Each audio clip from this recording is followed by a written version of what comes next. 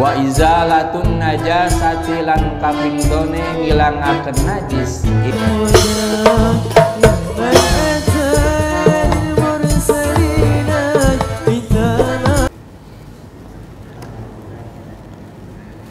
Assalamualaikum warahmatullahi wabarakatuh.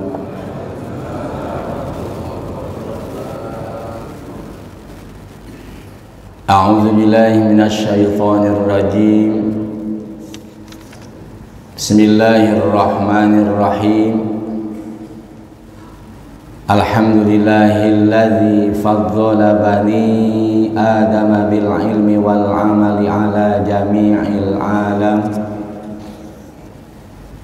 Wassalatu wassalamu ala sayyidina Muhammadin sayyidil arabi wal ajam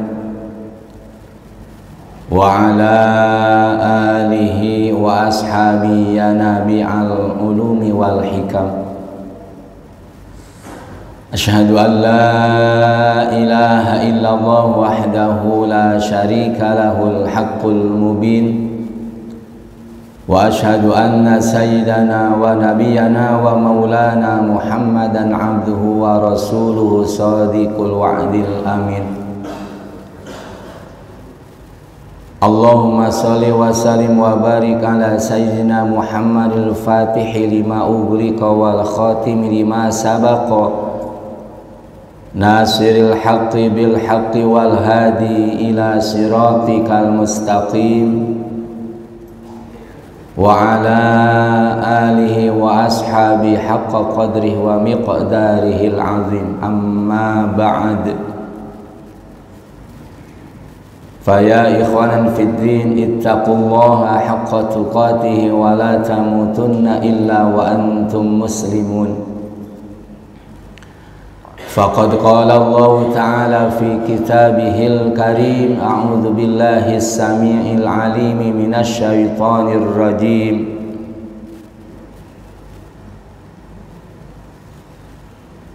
Ya ayyuhalladzina amanu ruk'u wasjudu wa'budu rabbakum waf'alul khaira la'allakum tuflihun.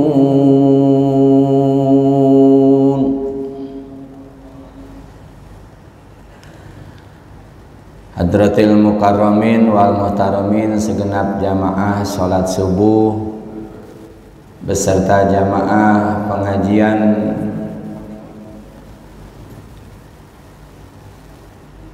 jamaah DKM Masjid Al-Fajar yang sama-sama mengharap ridho Allah Subhanahu wa ta'ala. Alhamdulillah wa syukru ala ni'amillah, dalam kesempatan pagi hari ini kita bisa berkumpul bermuwajahah di masjid kita tercinta dalam rangka melaksanakan salah satu perintah Allah, di antaranya sholat subuh, dan alhamdulillah bisa kita berjamaahkan.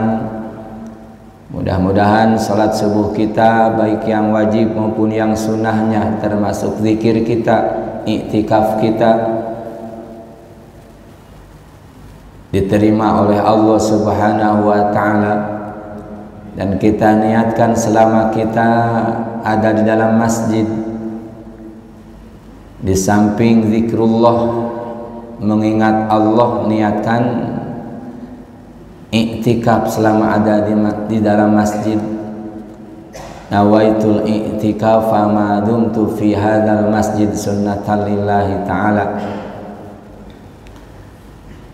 Juga tarupa rahmat masalam, semoga selamanya tercurahkan kepada junjungan kita Nabiullah Muhammad sallallahu alaihi wasallam, juga kepada keluarganya, para sahabatnya, para tabi'in, atba'ut tabi'in. Mudah-mudahan kita ada di dalamnya ila yaumil qiyamah, amin ya rabbal alamin.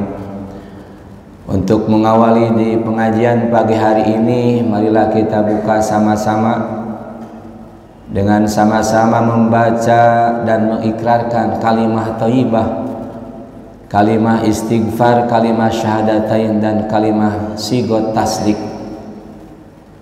dengan penuh keikhlasan, kehusuan. Insyaallah janji baginda Rasulullah sallallahu alaihi wasallam, barang siapa yang mengucapkan kalimah la ilaha illallah didasari dengan keikhlasan sejak karena Allah Subhanahu wa taala, maka jaminan masuk surga. Man qala la ilaha illallah khalisan mukhlasan dakhalal jannah. Yang kedua, diperintahkan oleh baginda Rasulullah harus selalu membarukan lagi keimanan, karena keimanan kita itu labil. Bisa jadi pagi ini iman kepada Allah, sore sudah kufur lagi. Sore iman, subuh kufur lagi. Atau bisa tambah dan turunnya keimanan. Pagi-pagi tambah keimanan dengan tambahnya amal solih, sore turun lagi karena kurangnya amal solih. Yazid wa yanqus, iman kita itu tidak stabil, atau bahkan keimanan kita tidak terasa bahwa keimanan kita itu keluar daripada keimanan kita karena ada yang membatalkan, baik ucapan kita, perilaku kita, atau bahkan keyakinan kita. Jadidu imanakum biqauli la ilaha illallah. Baginda Rasulullah sallallahu alaihi wasallam mengatakan, perbaharuilah iman kalian dengan mengucapkan la ilaha illallah Muhammadur Rasulullah. Redaksinya. Bismillahirrahmanirrahim. Qala al-musannif rahimallahu ta'ala wa nafa'ana bihi wa bi ulumihi amin ya rabbal alamin. Paslun utawi iki ikula pasal sewiji faraidul gusli utawi pira-pira fardune adus.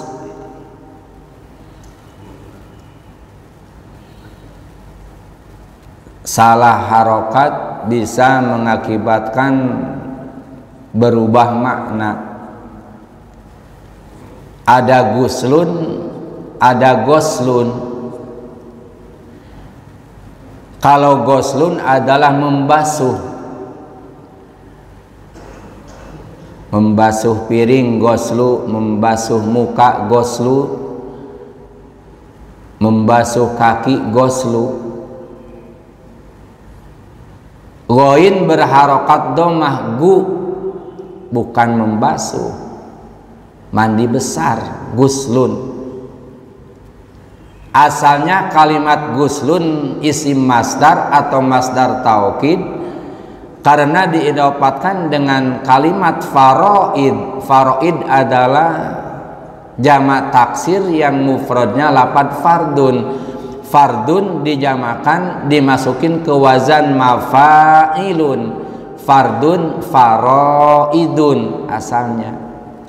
Kemudian dimasukin ke lafadz al-gusli. Datangan alif lam yang menjadi al-ma'rifat. Asalnya faraidun, dibuang tanwinnya karena diidofatkan ke lafadz al-gusli. Asalnya guslun, kemudian karena ada alif lam, kemudian jadi mudhof ilaih, dijarkan, dikhafadkan karena jadi mudhof ilaih. Guslun faraidul gusli. Tidak ada tanwin, asalnya fathah jadi kasroh. Jamak taksirnya jamak taksir kilah. Jamak taksir terbagi dua, satu jamak taksir kilah, dua jamak taksir kasroh. Faraidul gusli, maka artinya piro-piro, banyak. Wa faraidul gusli utawi piro-piro pardune adus atau mandi besar iku salah satu asya'a telu piro-piro perkara. Lapad asya'a karena isim ghair munsharif bizalati hamzah asalnya syai'in, mufradnya salah satu. Karena jama lafad asya tidak boleh asya'i karena isim ghair munsharif, alamat kasrohnya khofadnya adalah fathah. Salah satu asya'a tidak boleh salah satu asya'i walaupun jadi mudhof ilaih. Elatnya karena isim ghair munsharif. Ulang lagi. Nah, itu kedudukan kalimat. Wa faraidul gusli wawunya wawu lil istinaf. Karena jadi mubtada isim yang dirofakan alamat rofaknya adalah domah sebab jamak taksir. Wa faraidul gusli utawi piro-piro fardune adus iku salah satu asya'a telu piro-piro perkara. An-niyatu sewiji niat wa izalatun najasati lan kaping done ngilangaken najis ingkanat lamun ono iku najis iku tetep ala badanihi maring badane si wong. Lapan ala badanihi khobar kanat. Khobar itu ada dua, ada khobar mubtada, ada khobar kanat, ada khobar inna. Nah, tiga berarti. Inna jangan kana sama satu. Amilnya jadi amil kana dan amil inna.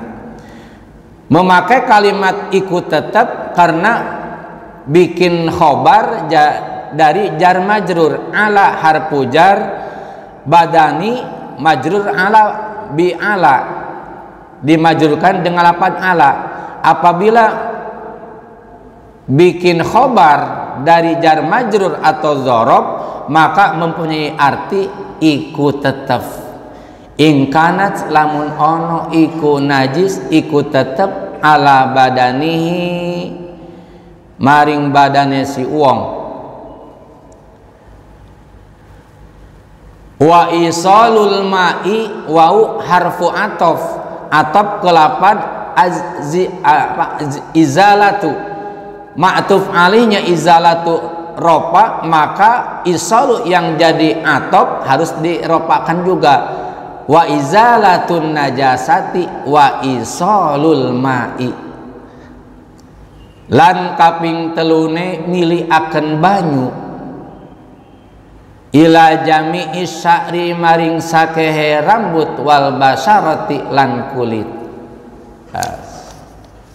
Dulu Bismillahirrahmanirrahim. Para ulama dulu itu pintar-pintar, kita tinggal membaca juga. Ilmu soroknya susah itu. Ini pasang menjelangkan tentang hal-hal yang wajib dikerjakan di kala mandi besar.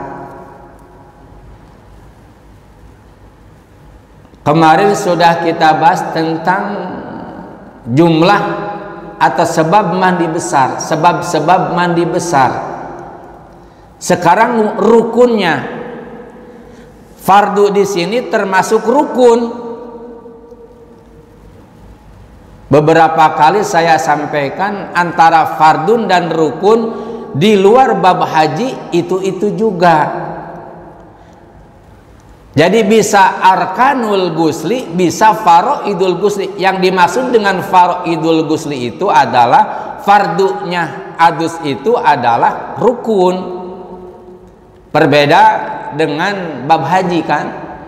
Antara rukun dan wajib itu beda. Beda sekali.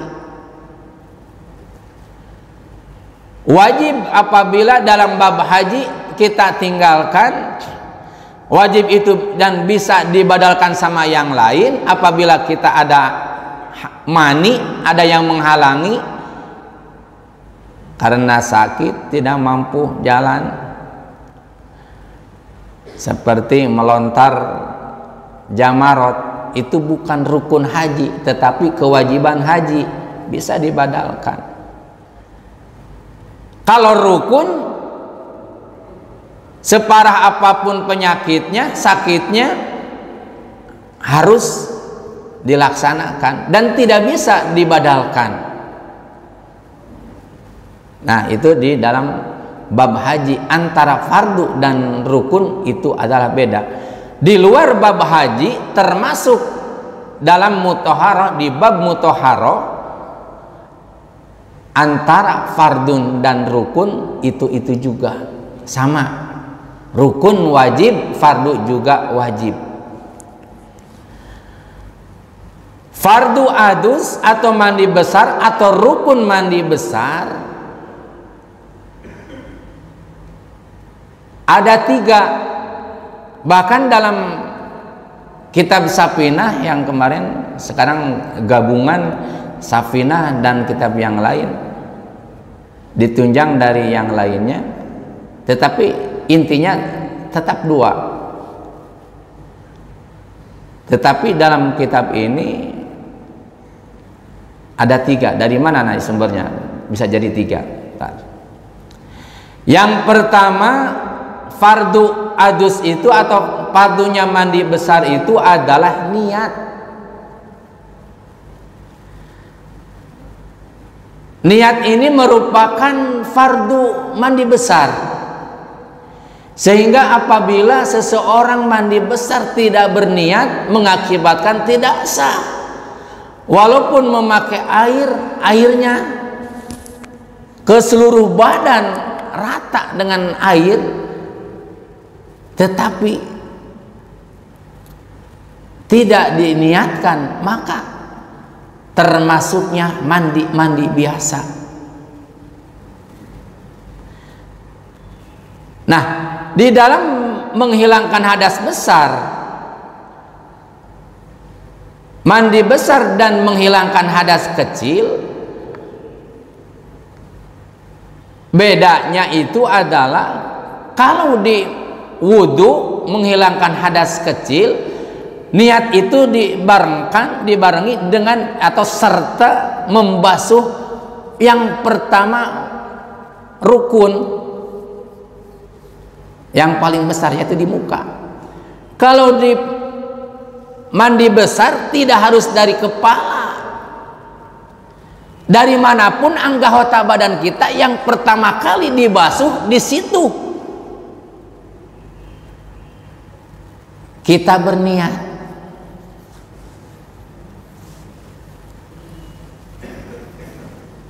Bisa dari kepala, bisa dari kaki dulu, bisa dari tangan dulu, bisa dari anggota yang lainnya. Dan mandi besar itu adalah bedanya dengan menghilangkan hadas kecil yang disebut dengan wudhu, yang mewajibkan wudhu. Kalau mandi besar bisa ditunda walaupun sudah kering. Kita niatkan mandi besar, nawaitu raf'al hadasil akbar, contohnya lil janabati, saya berniat menghilangkan hadas besar karena junub, membasuh kepala doang umpamanya sampai kering, tidur lagi, bisa nanti diteruskan sampai mana tadi itu. Berbeda dengan wudhu, bisa pindah tempat, bisa dengan syarat jangan keburu kering air yang nempel di anggota wudhu. Boleh. Dari Masjid Al-Fajar mau pindah ke Depsos umpamanya, baru muka umpamanya saking bisanya pindah ke Depsos melanjutkan wudhu, baru tangan baru muka tadi itu, sekarang mau tangan di Depsos, silakan, asal jangan keburu kering.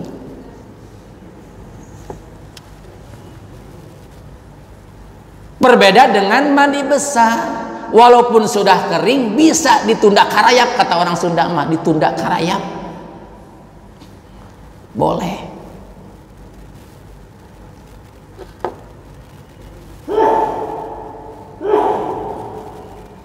Bapak-bapak yang dirahmati oleh Allah Subhanahu wa taala, kenapa niat termasuk rukun? Karena ibadah atau perbuatan apapun apabila tidak diniatkan maka tidak jadi apa-apa. Pantas baginda Rasulullah Shallallahu Alaihi Wasallam bersabda, innamal a'malu binniyat. Pastinya sempurnanya amal itu dengan adanya niat. Kalau al diartikan la al lil kamal. Tuh.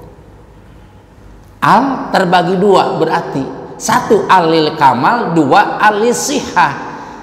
Kalau al lil kamal, apabila seseorang mandi besar tidak berniat maka tidak sempurna mandi besarnya. Kalau al diartikan lil kamal, apabila seseorang mandi besar tidak berniat maka tidak sah mandi besarnya. Bagaimana cara berniat? Agama itu yusrun falatu asiru.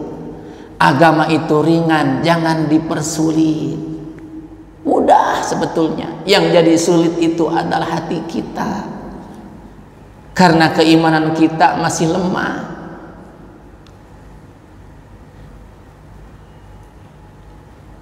Apakah harus memakai bahasa Arab? Ternyata bahasa Arab kita harus susah lisan ini.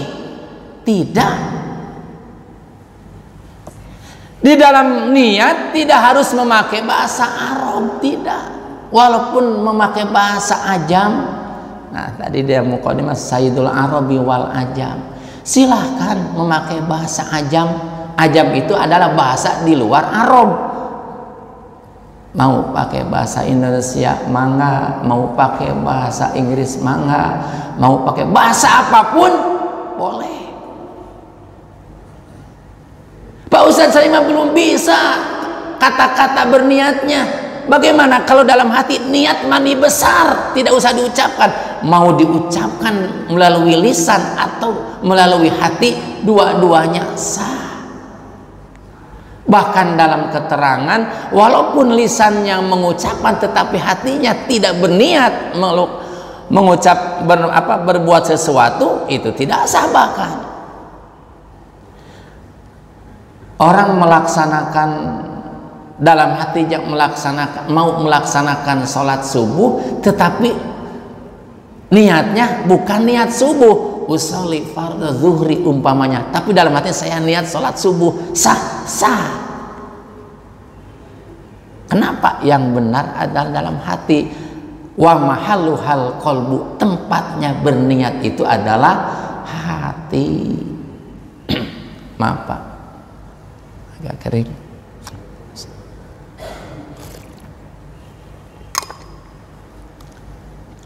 Karena agama itu ringan, oleh para ulama cara untuk berniatnya juga beraneka ragam. Silahkan dengan kemampuan dan sesuka kita. Satu, saya niat menghilangkan hadas besar karena junub, mangga. Mau pakai bahasa Arab, mangga. Nawaitu raf'al janabati. Saya berniat menghilangkan karena junub, menghilangkan hadas karena junub. Nawaitu raf'al janabati. Mangga, satu niatnya.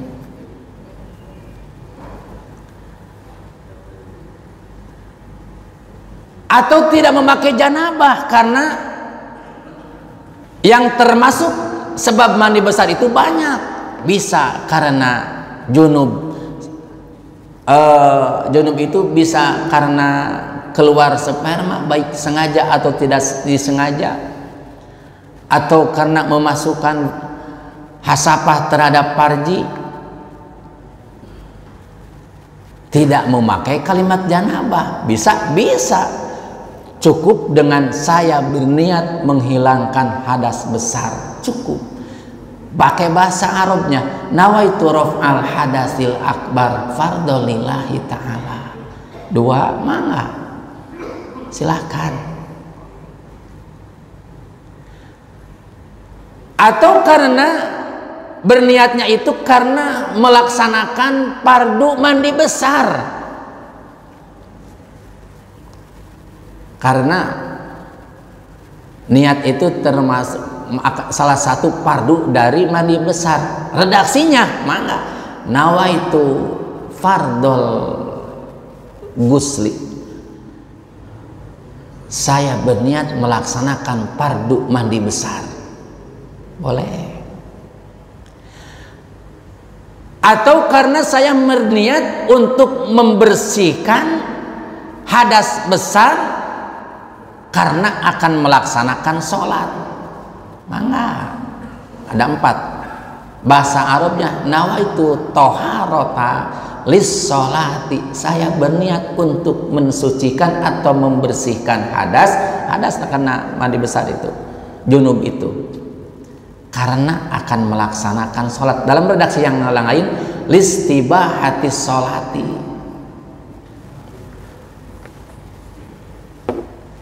Silakan mau yang mana. Ada 4 cara untuk berniat, baik ditalafuzkan maupun dalam hati, sah dua-duanya.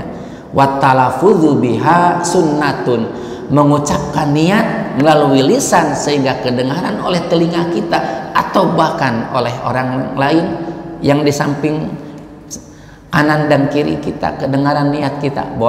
Boleh sunat hukumnya, karena kita mah kehusuan kita masih belum bisa. Hati harus dituntun melulu dengan lisan, bahkan bagus. Bahkan untuk melatih anak-anak, talafuzkan cara niat mandi besar seperti ini, cara niat menghilangkan hadas kecil seperti ini, mangga. Atau dalam hati saja. Dasarnya innamal a'malu binniyat, harus pakai niat.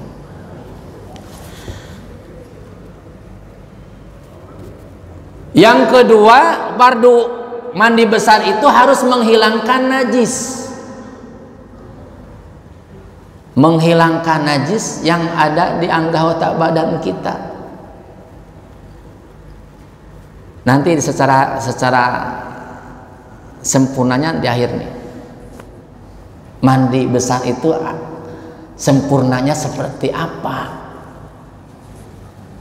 Tadi niat dulu. Yang kedua, sebelum kita berniat, prakteknya sebelum praktek mulai niat, bersihkan dulu kotoran-kotoran yang ada di anggota badan kita, baik kotoran najis atau kotoran yang lainnya.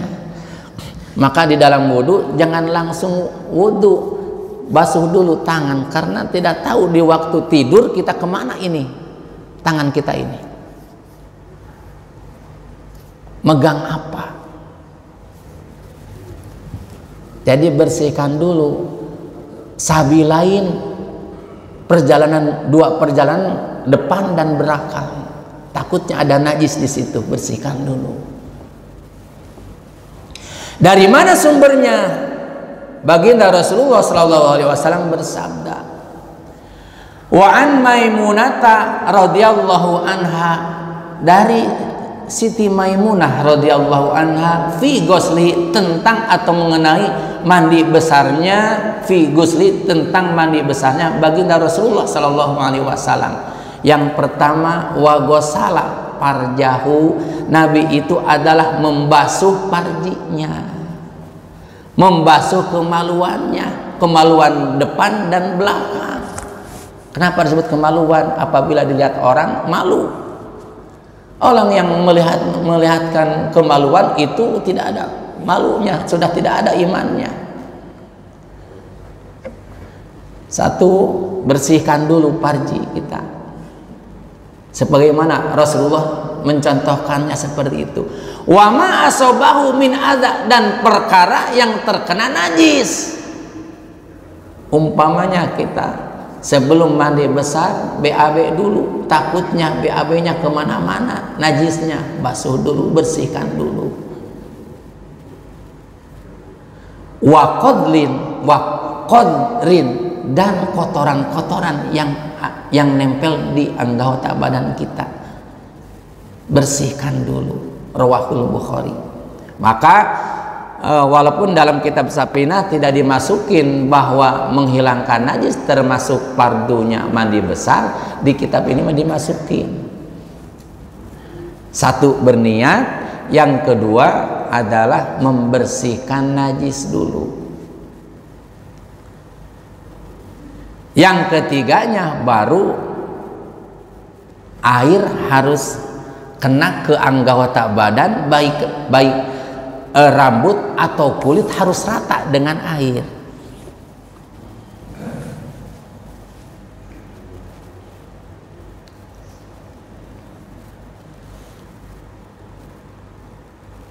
Dari mana sumbernya bahwa air harus rata kena ke rambut dan kulit kita, terutama yang zohir.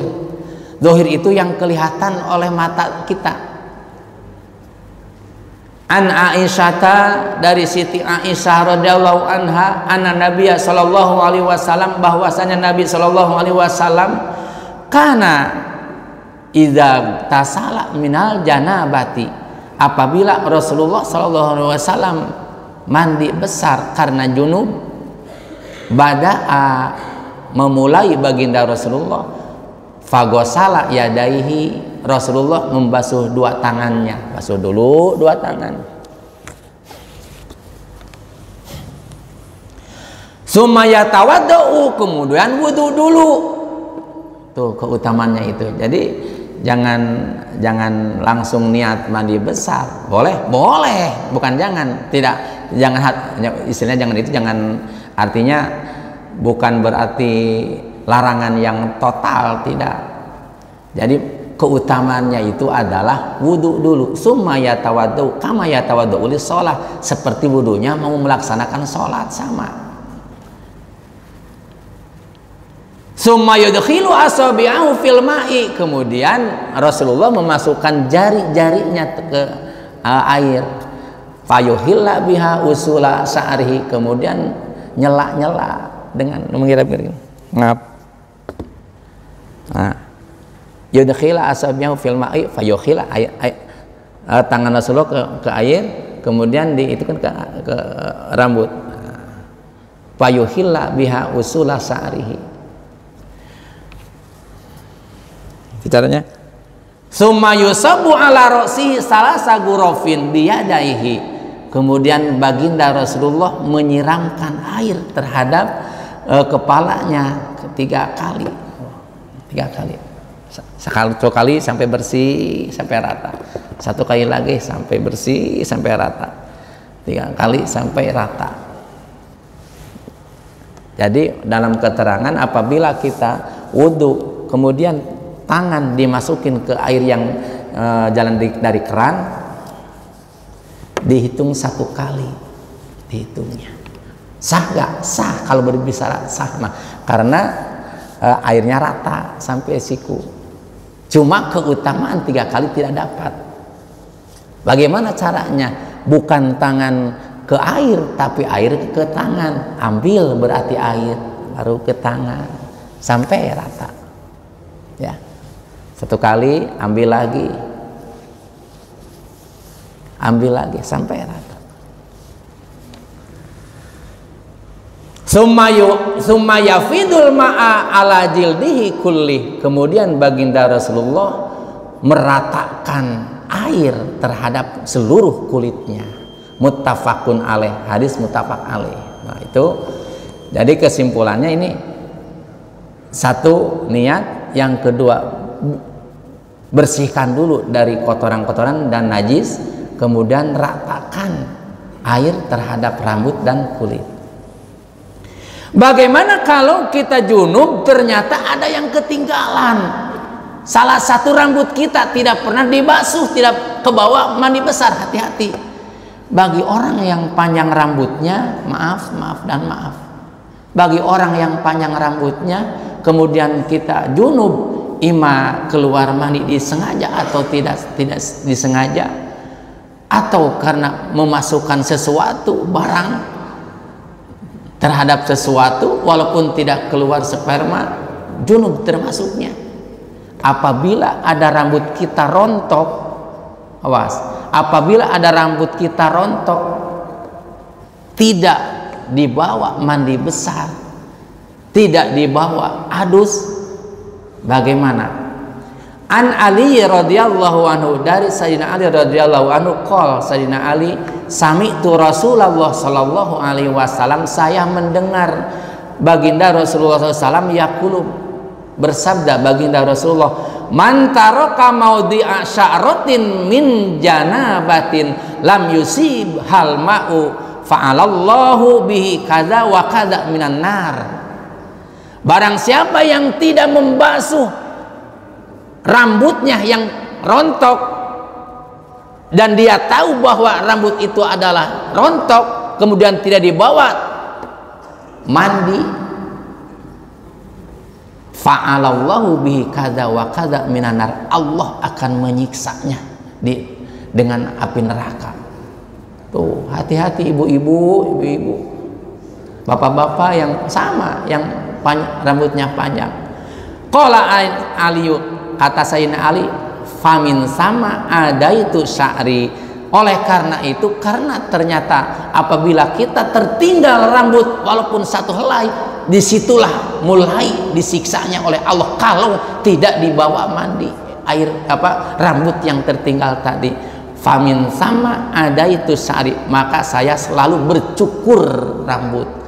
Tuh, Sayyidina Ali selalu botak, Sayyidina Ali. Rawahu Abu Daud. Jadi harus dibotakin satu. Biasanya ketua gak panjang, halus dibotakin aja ya, Sayyidina Ali takut yang ketinggalan rambutnya. Nah, jadi boleh panjang, boleh, silakan asal bisa menjaganya. Asal bisa menjaganya. Wallahu alam. Hal-hal yang disunahkan ketika mandi teras. Bapak-bapak yang dirahmati oleh Allah Subhanahu wa taala, ada materi tambahan. Ini juga berhubungan dengan sholat. Apakah